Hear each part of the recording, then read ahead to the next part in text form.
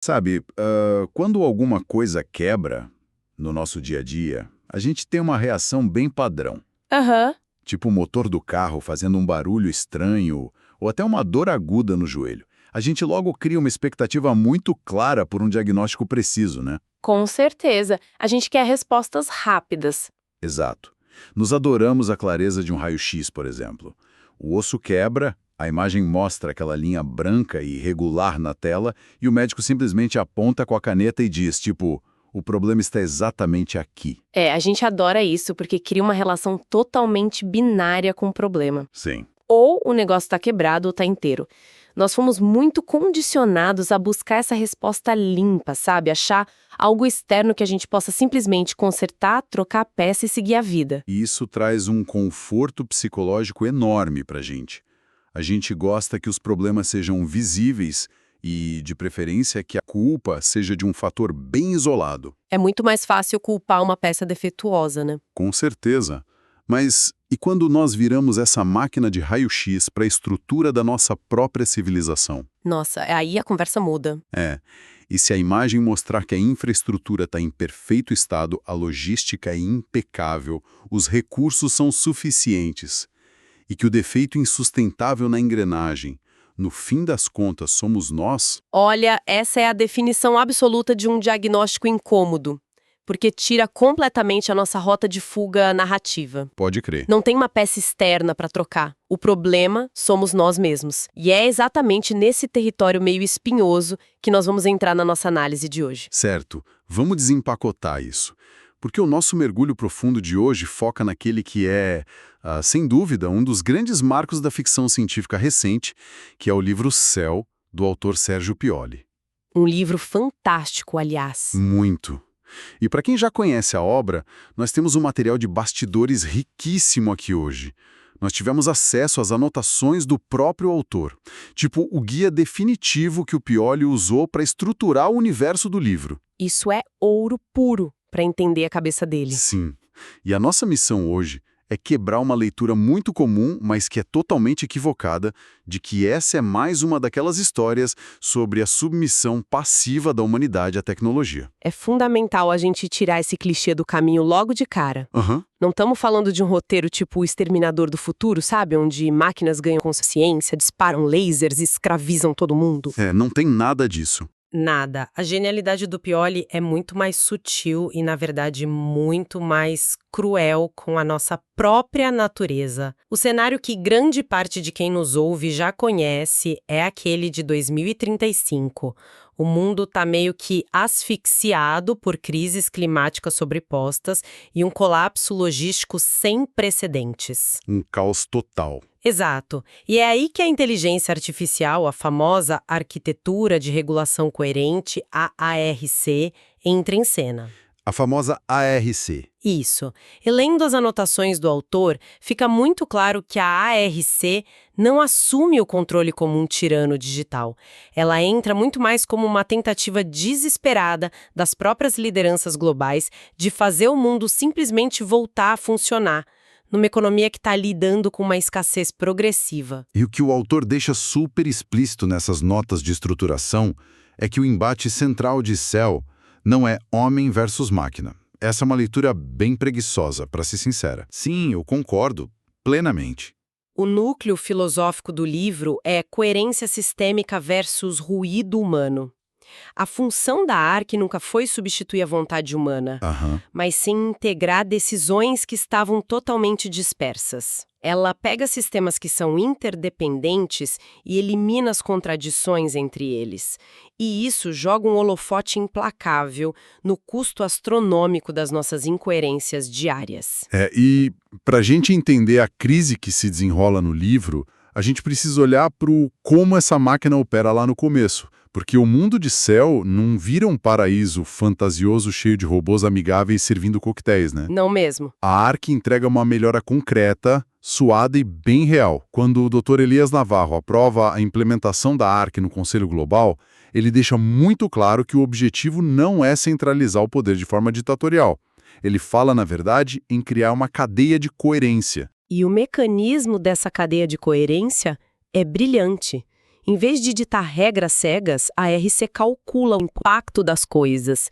Ela não proíbe, ela precifica. Como assim precifica? Ela mostra, de forma puramente matemática, o preço que o sistema como um todo paga por cada decisão isolada. E os exemplos práticos que nós vemos nos primeiros capítulos ilustram muito bem como essa retirada de atrito muda a sociedade inteira. Sim, eu sempre volto no exemplo do Antônio. Ah, o produtor rural. Isso, aquele produtor que aparece logo no começo do livro. Antes da ARC, a agricultura dele era basicamente um jogo de azar. Ele plantava tomates rezando para o clima ajudar, colhia tentando adivinhar a flutuação do mercado. Tudo na base do chute. Exato, e ele ainda torcia para conseguir contratar um frete antes da carga apodrecer toda. É o caos logístico que a gente vive hoje no mundo real. É a nossa realidade. Mas com a ARC, a dinâmica muda completamente para ele. A máquina não planta o tomate por ele. Mas ela alinha a janela de colheita do Antônio com a demanda exata dos centros urbanos lá para a próxima semana. E ela já cruza isso com a rota dos caminhões autônomos de frete que vão passar perto da fazenda dele. É uma otimização absurda. O desperdício cai praticamente para zero. O produtor não precisa mais adivinhar nada. É como se por séculos a humanidade fosse uma orquestra gigantesca onde cada músico tocasse lendo uma partitura diferente. Adoro essa analogia. A ARC não substitui os músicos. Ela apenas entrega a mesma partitura para todo mundo tocar no mesmo tempo. E a beleza técnica disso é que se aplica a qualquer sistema complexo. Na educação, por exemplo, a gente vê o caso do professor Marcos. Ah, sim. Ele não é substituído por um holograma que dá aulas. Ele continua na sala de aula ensinando os alunos.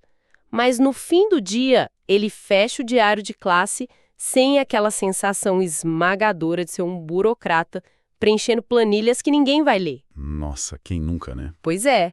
A ACE cruza os dados de desempenho da turma e ajusta as diretrizes do semestre de forma totalmente invisível. O atrito entre o ato de ensinar e a papelada inútil simplesmente desaparece ali. Confesso que o exemplo que mais me fascina e que mostra bem essa mudança de paradigma é o da segurança urbana. É verdade, esse pega muita gente de surpresa. Porque a gente cresceu consumindo filmes onde o combate ao crime é um negócio super heróico. Tem sirene, tem perseguição, tem o detetive virando noites no escritório. É puro suco de Hollywood. Sim, mas na lógica da ARC, o crime não é combatido dessa forma. Eles, nas palavras maravilhosas do Pioli, falha por cansaço antes de começar. Falha por cansaço, é perfeito.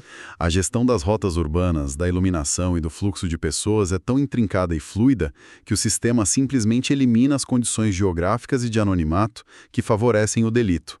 A cidade passa a funcionar, mas ela funciona sem clímax. Sem clímax, essa é a palavra-chave aí. O sistema simplesmente remove o drama do dia a dia. Mas espera aí. Lendo as anotações do Pioli, eu fiquei com uma dúvida que acho que muita gente tem quando lê Céu. Qual? Se a ARC reduz todo esse atrito, se ela entrega a mesma partitura para todo mundo, o ser humano não perde o protagonismo? Tipo, a gente não corre o risco de virar um mero passageiro da nossa própria história? Essa não é uma visão de que a humanidade fica anestesiada pelo conforto algorítmico? É aqui que a coisa fica realmente interessante. Essa é uma excelente provocação. E é fascinante ver como o próprio Sérgio Pioli antecipou essa crítica e a destruiu completamente nas notas dele. Sério? Sim. O autor deixa uma diretriz muito estrita lá. A RC não emburrece nem anestesia a humanidade. E essa leitura de perda de protagonismo é, na verdade, uma armadilha enorme do nosso próprio ego. Como assim, armadilha do ego? Fiquei curioso agora. É que o livro nos força a admitir uma verdade muito feia sobre nós mesmos. Grande parte desse nosso amado protagonismo heróico era apenas uma compensação para sistemas estruturalmente ruins. Ah, entendi. Pensa na nossa cultura corporativa ou na gestão pública de hoje em dia. Nós adoramos a figura daquele gestor que vira à noite resolvendo uma crise de abastecimento. Sim, o cara ganha até prêmio no fim do ano. Exato. Nós idolatramos o herói que improvisa, que dá um jeito no meio do caos. Mas o Pioli pergunta, por que esse cara precisou virar à noite? Porque a estrutura de abastecimento era falha desde o começo. Precisamente. Quando um sistema funciona de verdade, de forma coesa e antecipatória, simplesmente não há espaço para heróis improvisados. A eficiência extrema expõe que muito do que a gente chamava orgulhosamente de agência humana ou liderança forte dependia intimamente da desordem para existir. Nossa, isso faz muito sentido. É como se a gente fosse viciado no incêndio só para poder aplaudir o bombeiro depois. Perfeito. É bem por aí. E é exatamente nessa transição que a história começa a ficar bem densa. Porque se a Ark funciona de uma maneira tão formidável, se a comida chega fresca, a criminalidade despenca e a burocracia evapora, por que então o incômodo começa a corroer os bastidores políticos? Por que as pessoas começam a detestar a máquina que salvou a vida delas? Porque a perfeição sistêmica expõe a obsolescência do privilégio. E principalmente do favor. Ah, o famoso favor político. Exato. A política, historicamente, é basicamente a gestão das exceções. Quando você tem um sistema que não abre exceções, porque ele calcula o prejuízo global de cada jeitinho que é dado, o capital político de muita gente vira pó do dia para a noite. Tem aquela cena brilhante em Tóquio com o Dr. Cheng, que ilustra perfeitamente essa agonia. Essa cena é maravilhosa. O Cheng é um administrador portuário veterano. Ele está lá na sala de controle, observando os dados de um desastre logístico iminente. Era uma tempestade gigantesca que ia atrasar dezenas de navios cargueiros e gerar um efeito dominó terrível na economia. Uma crise daquelas. Sim. E ele assiste, paralisado, a Ark redistribuir rotas, antecipar descargas em outros portos e diluir o gargalo de uma forma completamente invisível. A crise é resolvida sem que um único estado de emergência seja decretado. Nenhuma coletiva de imprensa, né? Nenhuma. Nenhum telefonema tenso de madrugada para o prefeito, e o Cheng fica olhando para a tela com uma pergunta aterrorizante martelando a cabeça dele.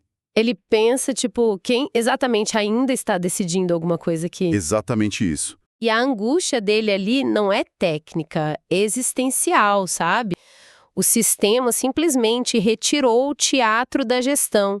Ele não tem mais como ligar para um aliado político e dizer, tipo, olha, eu te fiz um grande favor liberando aqueles navios mais cedo. Verdade. O favor deixou de existir porque a eficiência se tornou padrão. E isso afeta a sociedade em todas as camadas possíveis.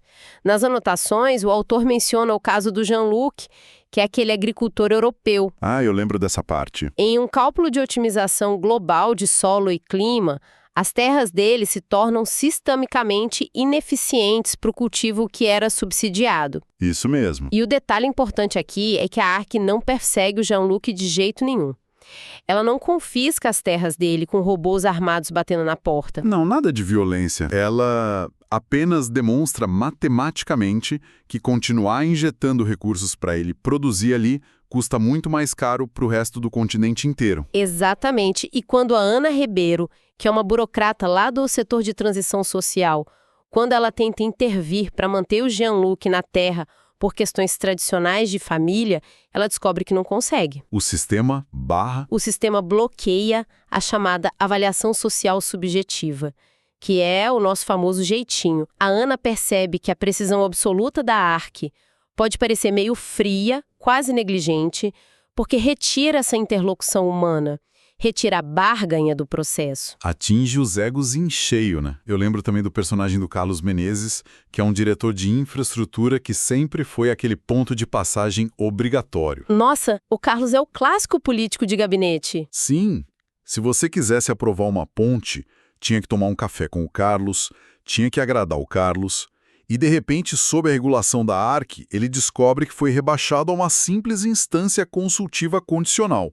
Dói no orgulho. Os processos fluem e as obras simplesmente acontecem sem a assinatura dele. A importância dele evaporou. Mas me tira uma dúvida que sempre me ocorre quando eu analiso essa parte. As lideranças realmente começam a sabotar a estabilidade climática e logística do planeta apenas por vaidade e necessidade de influência? Porque, sei lá, parece quase infantil da parte deles. Se a gente conectar isso com o cenário macro das relações humanas, a gente percebe que não é apenas uma vaidade caricata de vilão de história em quadrinhos. É a própria espinha dorsal da nossa estrutura política como humanidade. Uhum. A RC, como a gente falou, precifica a incoerência. E isso incomoda profundamente quem construiu carreiras inteiras negociando justamente essas incoerências. A reação política precisava acontecer, e no livro ela é liderada por figuras como a Helena Moreal, que articula as chamadas linhas vermelhas. As linhas vermelhas. A justificativa dela em plenário é belíssima, diga-se de passagem. O discurso dela é impecável. Sob o pretexto muito nobre e defensável de proteger a soberania humana, preservar a democracia e manter o calor das decisões nas mãos das pessoas, o Conselho exige que a RC implemente uma pausa. Uma pausa. Sim, em áreas que eles consideram sensíveis. O sistema deve calcular a solução, claro, mas precisa esperar uma validação humana final antes de executar qualquer coisa. E na prática, o que essa validação humana maravilhosa se torna? O caos. Vira um campo de texto livre no sistema. Uma caixinha chamada justificativa contextual. E é exatamente aí que a humanidade enfia a faca na própria barriga. Sem dúvida. Porque as pessoas começam a usar essa justificativa contextual para reintroduzir a velha politicagem. Tipo um prefeito atrasa a realocação de uma frota de caminhões só para beneficiar um aliado nas vésperas das eleições. Um governador protege um polo industrial local que é absurdamente ineficiente só para não perder votos da região. Cada um começa a puxar um pouquinho a sardinha para o seu lado. Exato. Para entender o impacto disso, imagina um aplicativo de trânsito. Tipo um Waze, mas operando a infraestrutura global inteira. Aham. Boa comparação. O aplicativo calcula a rota perfeita para que nenhum dos milhões de carros pegue um engarrafamento sequer. Mas para que isso funcione, todo mundo precisa seguir as instruções à risca. Aí um motorista decide que, eu conheço um atalho melhor, e ele ignora o sistema. E acha que está abafando. Sim, individualmente, para ele, talvez até funcione no curto prazo. Mas a decisão egoísta dele causa uma frenagem brusca no carro de trás, que por sua vez atrasa um ônibus, que bloqueia um cruzamento inteiro, e em 10 minutos a cidade inteira está completamente paralisada. É o efeito borboleta do trânsito. Essa justificativa contextual lá em Cell é exatamente isso. É o motorista exigindo o direito sagrado de pegar o próprio atalho. E quando a gente multiplica esse atalho por bilhões de pessoas e milhares de governos locais pelo mundo, as engrenagens da máquina começam a ranger de verdade. O relógio perfeito da ARC começa a atrasar. E o desafio narrativo ali passa a ser um diagnóstico, sabe? O sistema quebrou de fato ou a natureza humana é que se provou um obstáculo intransponível. É uma tensão palpável. Sim, e é para buscar essa resposta que o Dr. Elias Navarro decide fazer aquela viagem secreta até o laboratório super isolado em Lugano, lá na Suíça. Essa parte é muito boa. O Elias precisa ir a Lugano porque ele quer acessar o núcleo físico da ARC sem os filtros políticos. Ele quer fugir dos relatórios maquiados e dos eufemismos burocráticos de Bruxelas. Ele precisa perguntar diretamente, cara a cara com a máquina. Por que as projeções de colapso logístico estão voltando a subir se nós temos a melhor inteligência reguladora de toda a história? E o diagnóstico que a ARC entrega a ele nessa cena é cirúrgico e francamente assustador. Muito. A máquina explica para ele que a degradação do mundo não é uma falha no código dela. Não faltam dados no sistema. O que está acontecendo é um processo de atrito cumulativo e não linear que é causado pelas exceções normalizadas que os humanos estão inserindo. Exceções normalizadas é um termo pesado. Há uma constatação técnica da ARC nesse diálogo que encapsula a tese inteira do autor de um jeito brilhante. A máquina diz assim, a divergência não é de resultado, é de critério. Nossa, vamos pausar nessa frase. A divergência não é de resultado, é de critério. É muito profundo. O que a máquina está dizendo para o Elias é que todo mundo concorda com o resultado final. Todo mundo quer um planeta habitável, todo mundo quer comida na mesa e todo mundo quer o fim dos apagões energéticos, né? Ninguém é contra esse resultado. É o básico da sobrevivência. Só que a coordenação global para atingir isso exige que todos andem na mesma direção. Exige uma convergência de critérios. E a humanidade simplesmente se recusa, categoricamente, a sacrificar os seus privilégios locais e as suas pequenas soberanias em prol desse critério global. Exatamente isso. A máquina avisa ao Elias que o ponto de não retorno, a irreversibilidade do colapso que está vindo, não vai ser um evento super cinematográfico. Não vai ter explosão. Não vai ter uma explosão ou um dia fatídico em que o céu fica vermelho do nada. A irreversibilidade é uma mudança sutil de expectativa social. É o momento em que as pessoas passam a exigir todo o conforto e abundância que o sistema oferece, mas começam a ressentir e sabotar ativamente a disciplina e a padronização que esse mesmo sistema exige para gerar abundância. Quase uma birra coletiva.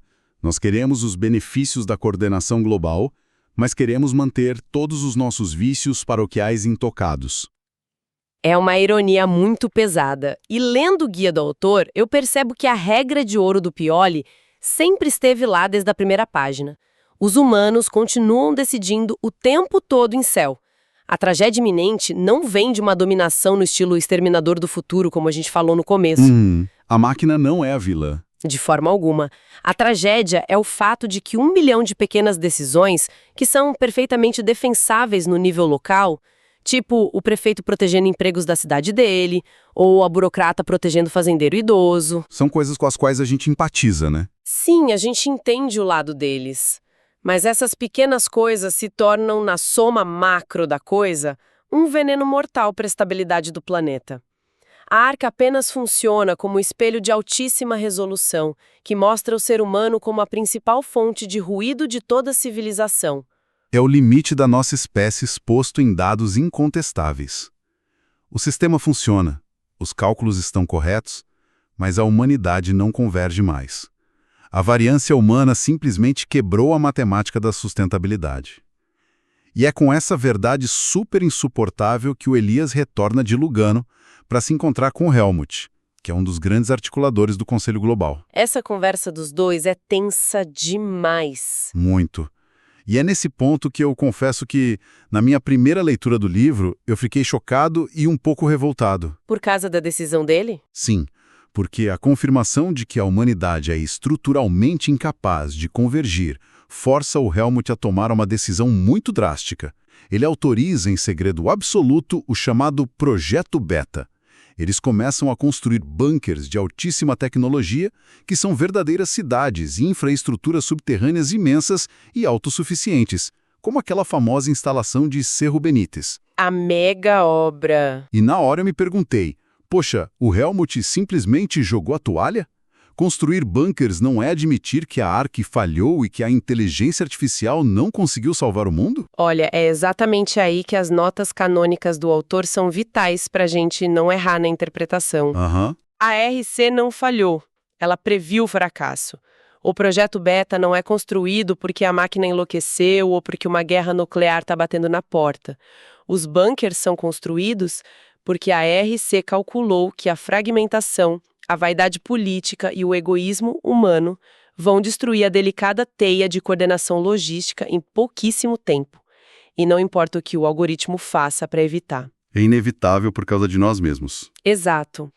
A máquina está de forma puramente lógica e fria, garantindo a continuidade da biosfera terrestre e de uma fração da vida, simplesmente porque nós falhamos em nos autogerir sem o caos de sempre. O projeto Beta é a redundância final do sistema. Então a transição para esses abrigos subterrâneos não é um colapso técnico de forma alguma? Nem um pouco. A crise que leva ao projeto Beta é a consequência lógica de um sistema que funciona bem demais para continuar absorvendo as nossas incoerências sem nos cobrar a conta. A máquina passou a trabalhar com um horizonte de longo prazo, onde a variável organização humana em larga escala foi descartada como inviável. É assustador pensar assim. O epílogo do livro amarra isso de um jeito que deixa a gente olhando para o teto de madrugada, sabe? Nossa, aquele epílogo tira o sono. A história salta para o ano de 2038, lá nas instalações de Marius Hills. E o relatório de status final que o sistema gera encapsula toda essa jornada com uma clareza cortante. O relatório constata que a espécie humana demonstrou grande capacidade de aceitar sistemas que funcionam melhor do que ela. Claro, nós adoramos os benefícios todos. Sim, adoramos a lobotomia. Mas a espécie não demonstrou nenhuma capacidade de sustentar sistemas que funcionam apesar dela. Nós não suportamos não sermos o centro do universo, mesmo quando a nossa interferência estraga tudo. O que nos traz de volta a formulação central que as diretrizes do Pioli nos exigem observar com cuidado. A ARC não emburrece, não anestesia e não substitui o ser humano. Aham. Ela não é a vilã da história. Ela apenas torna visível de forma muito crua que o principal limite de uma civilização coordenada e próspera permanece sendo a nossa própria natureza humana. E é impossível a gente não puxar isso para a realidade de quem nos ouve agora. Nós lidamos com pequenos ensaios da ARC todos os dias nas nossas vidas. Todos os dias, sem exceção. Regras corporativas de conformidade, algoritmos de eficiência energética, leis de trânsito, aqueles sistemas de rateio chatos em condomínios. Nós somos os primeiros a aplaudir a eficiência quando a gente olha para o nível macro. Todo mundo diz, nossa, o trânsito precisa fluir melhor, o governo precisa cortar os gastos, a empresa precisa ser otimizada urgente. O discurso é sempre lindo. Mas, secretamente, no nosso microcosmo do dia a dia, todos nós exigimos a nossa própria pequena exceção, o nosso direito sagrado ao bendito jeitinho. E nós sempre acreditamos piamente que a nossa desculpa é super válida, né? A gente pensa, mas é só dessa vez. Ou, mas o meu caso é diferente do resto. Exatamente isso. E essa análise aprofundada de céu tira esse nosso conforto debaixo dos nossos pés. Ela nos mostra que a soma dessas pequenas vaidades defensáveis, dessas exceções que nós achamos totalmente inofensivas, é o exato mecanismo de colapso de uma sociedade inteira. É o que a gente falou no início. É o peso de olhar para o raio-x e perceber que a fratura não é uma força externa misteriosa. A fratura é a nossa própria recusa em agir coletivamente, quando o preço dessa ação é abrir mão de um capricho individual. É aquele momento duro em que a gente percebe que somos excelentes em sonhar com a utopia perfeita, mas somos péssimos em suportar a disciplina monótona que mantém ela funcionando de verdade. Não é fácil ver isso. Isso nos deixa com uma reflexão muito inquietante para encerrar esse nosso mergulho profundo de hoje. Conta pra gente. Se um sistema verdadeiramente perfeito, capaz de erradicar a fome e o caos logístico do mundo, exige como pagamento o fim absoluto das nossas contradições, das nossas incoerências e dos nossos privilégios locais, será que um mundo perfeitamente coordenado é, em sua essência, incompatível com o que nos faz humanos? É uma pergunta de $1 milhão. E se for incompatível, será que a nossa necessidade quase orgânica de provar nossa autonomia através do caos e do jeitinho já não está silenciosamente construindo o nosso próprio projeto beta no mundo real? Bem debaixo dos nossos narizes? Fica aí uma reflexão e tanto para quem está acompanhando a gente hoje. Fica mesmo. É para pensar e muito. Até a próxima, gente!